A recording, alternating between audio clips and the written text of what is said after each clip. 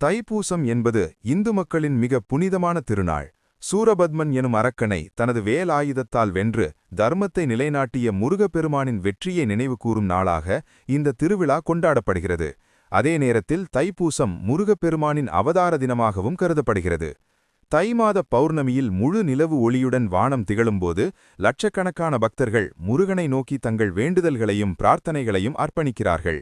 காவடி எடுத்து வேல் குத்தி விரதமிருந்து உடலும் மனமும் தூய்மையாக்கும் இந்த புனித பயணம் பாவ மன்னிப்பையும் அருளையும் பெறும் ஒரு ஆன்மீக முயற்சியாக மாறுகிறது.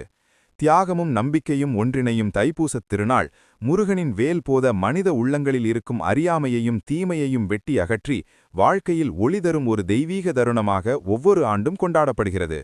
இத்தகைய தெய்வீக உண்மைகளையும் பாரம்பரிய ரகசியங்களையும் தொடர்ந்து அறிய டிகேஸ் பாரத் சீக்ரெட்ஸ் சேனலை சப்ஸ்கிரைப் செய்து இந்த அருள் பயணத்தில் எங்களுடன் இணைந்திருங்கள். நன்றி.